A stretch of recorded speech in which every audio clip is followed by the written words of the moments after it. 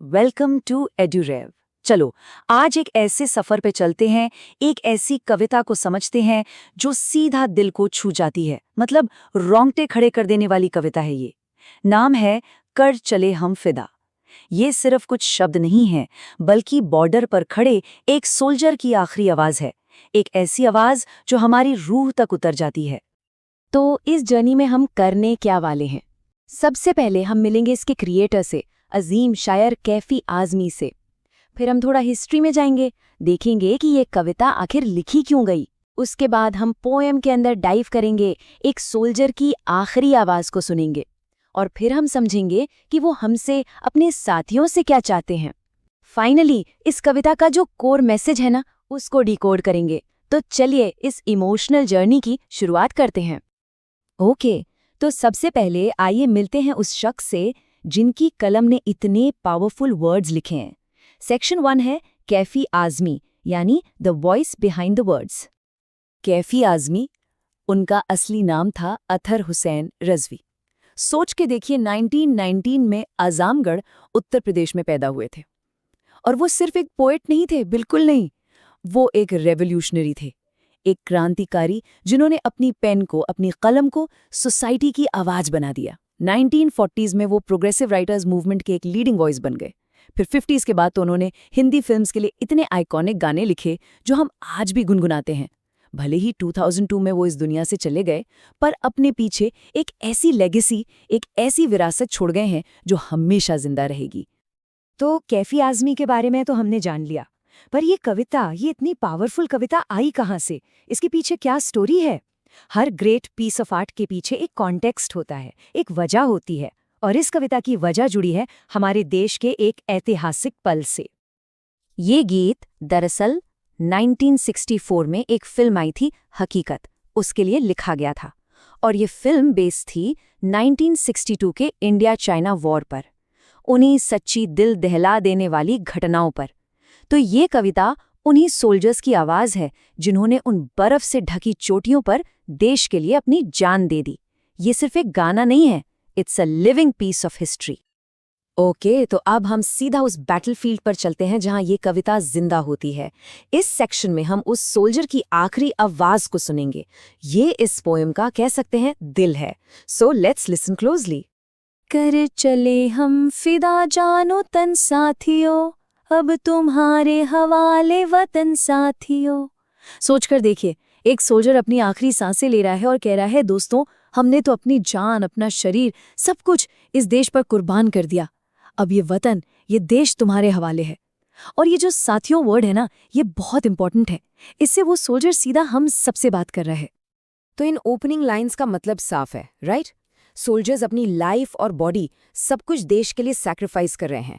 और जाते जाते वो देश को प्रोटेक्ट करने की रिस्पॉन्सिबिलिटी हम सिटीजन्स को दे रहे हैं। ये जो साथियों हैं, वो हम सब हैं, इस देश के लोग। ये एक डायरेक्ट अपील है, एक ट्रस्ट है जो हम पर किया जा रहा है। अब जरा उस सीन को इमेजिन कीजिए।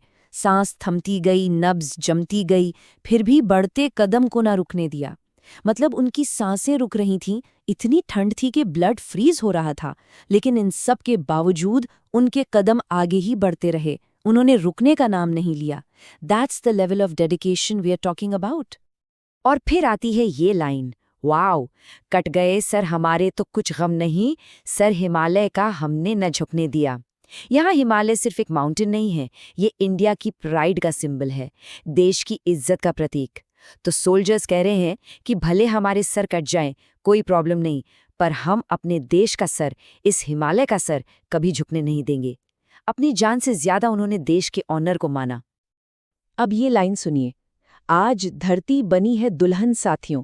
कितना ब्यूटीफुल मेटाफोर है ये। एक दुल्हन यानी अ ब्राइड। सोचने वाली बात है कि एक बैटलफील्ड जहां हर तरफ खून है, उसकी तुलना एक दुल्हन से क्यों की गई है? जरा सोचिए। इसका मतलब ये है कि जो शहीद सोल्जर्स हैं, उनके खून से धरती लाल हो गई है। बिल्कुल वैसे ही जैसे एक ब्राइड अपने वेडिंग डे पर लाल जोड़े में सजती है। It's an amazing way to look at it.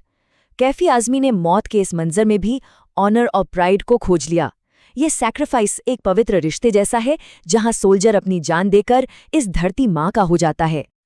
तो अब तक हमने सोल्जर के सैक्रिफाइस को देखा। अब हम कविता के नेक्स्ट पार्ट में चलते हैं। यहाँ पर वो सोल्जर हमसे, अपने साथियों से अपनी आखिरी उम्मीदें बता रहा है। वो हमसे क्या चाहता है? राह कुर्बानियों की न वीरान हो, तुम सजाते ही रहना नए काफिले। सिंपल शब्दों में सोल्जर कह रहा है कि ये जो सैक्रिफाइस का रास्ता हमने शुरू किया है ना, ये कभी खाली नहीं होना चाहिए। हमारे जाने के बाद देशभक्तों की नई टीम्स, नए ग्रुप्स हमेशा तैयार रहने चाहिए देश को डिफेंड करने के लिए। ये सिलसिला, ये लेजेसी रुकनी नहीं चाहिए। तो सवाल ये है कि आखिर क्या हैं वो ड्यूटीज़, क्या हैं वो जिम्मेदारियां जो वो सोल्जर हमें दे कर गया है? What do they expect from us? The साथियों, कविता में 3 मेजर ड्यूटीज बताई गई हैं। नंबर 1, खींचो दो अपने खून से जमीन पर लकीर।